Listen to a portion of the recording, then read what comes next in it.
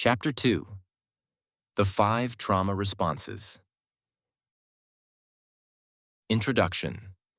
How the body reacts to trauma. When faced with danger or a traumatic event, the body instinctively reacts to protect itself. These responses are deeply rooted in our biology and are designed to ensure our survival in life-threatening situations. However, for individuals with post-traumatic stress disorder, PTSD, these responses often remain stuck, even when the danger has passed, leading to chronic emotional and physical difficulties. The 5 primary trauma responses, fight, flight, freeze, fawn, and flop, are survival mechanisms. But when these responses persist after the danger has passed, they can cause distress in daily life. Fight response. The fight response is activated when a person perceives a threat and feels the need to defend themselves. This reaction involves a surge of adrenaline and heightened alertness, preparing the individual to confront the danger. In a fight response, the body tenses up, and the individual may feel irritable, angry, or even aggressive. While this response can be helpful in the face of short-term, real-life threats, it becomes problematic when it manifests as chronic anger or irritability in situations where no real danger exists. Individuals stuck in the fight response may have relationships that suffer frequently with conflict, struggle with impulse control, and often feel as if they're on the verge of losing their temper. Flight response. The flight response is triggered when the body's primary goal is to escape danger. In a flight state, a person's body floods with adrenaline, creating a strong urge to flee or avoid the perceived threat. People in this response may experience restlessness, anxiety, or a constant need to be on the move. For individuals with PTSD, this response can turn into avoidance behaviors, where they try to escape or avoid anything that reminds them of the trauma. Over time, this can lead to social isolation, avoiding public places, certain people, or even personal thoughts and memories related to the trauma. Freeze response. When fighting or fleeing seems impossible, the freeze response kicks in. This response is a form of immobilization, where the person becomes frozen in place, unable to react or move. It is often accompanied by feelings of numbness, detachment, or dissociation. In people with PTSD, the freeze response can manifest as emotional numbness or feeling disconnected from reality. Individuals in this state often describe feeling like they are stuck or frozen in place, unable to make decisions or act. This response may also lead to dissociative episodes, where the person feels like they are outside of their body or disconnected from the world around them. Fawn response.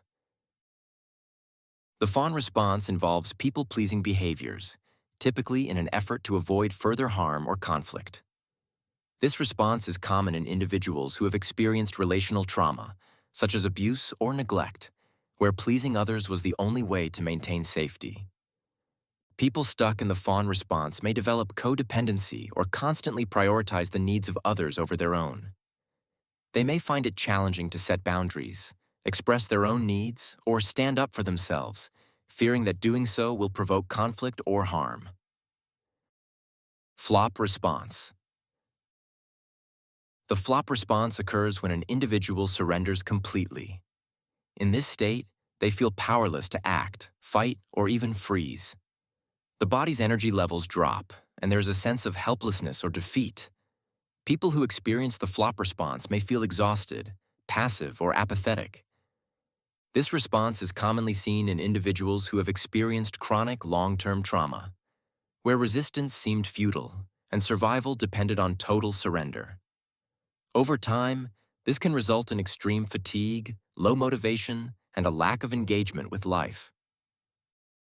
Understanding the nervous system and trauma. All 5 trauma responses are tied to the autonomic nervous system, ANS, which regulates the body's fight, flight, or freeze responses through 2 branches. The sympathetic and parasympathetic nervous systems. When trauma occurs, the sympathetic nervous system is activated, triggering either fight or flight. In the absence of escape, the parasympathetic nervous system may engage, leading to freeze or flop.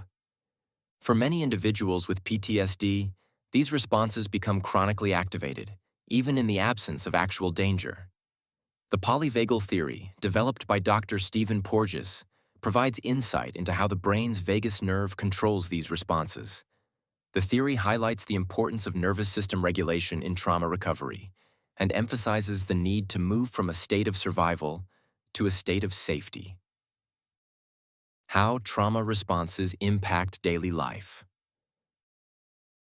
While these trauma responses are adaptive in moments of actual danger, they can create challenges in daily life when they persist. For example, individuals stuck in the fight response may struggle with anger management, while those in flight may experience chronic anxiety. People who freeze may have difficulty making decisions or expressing themselves, while those who fawn might struggle with setting boundaries or maintaining healthy relationships. By understanding how these responses operate, individuals can begin to recognize patterns in their behavior and seek appropriate treatment to regulate the nervous system and reduce the intensity of these reactions. Key takeaways. The 5 trauma responses, fight, flight, freeze, fawn, and flop, are instinctive survival mechanisms that can become dysfunctional in individuals with unresolved trauma. Each response serves a specific role in helping the body survive perceived threats. But when these responses are chronically activated, they can lead to emotional, physical, and relational difficulties. Trauma is deeply tied to the nervous system, and treatment often involves learning to regulate these responses and restore a sense of safety. Next steps. In the next chapter, we will explore the cell danger response, CDR, a groundbreaking concept that explains how trauma affects the body on a cellular level. Understanding the CDR sheds light on why PTSD can cause chronic physical symptoms alongside emotional distress. References. Levine, P. A. 1997. Waking the Tiger, Healing Trauma. North Atlantic Books. Ogden, P. Minton, K. and Payne, C. 2006. Trauma and the Body, A Sensorimotor Approach to Psychotherapy. W. W. Norton and Company. Rothschild, B. 2000. The Body Remembers. The Psychophysiology of Trauma and Trauma Treatment. W. W. Norton and Company.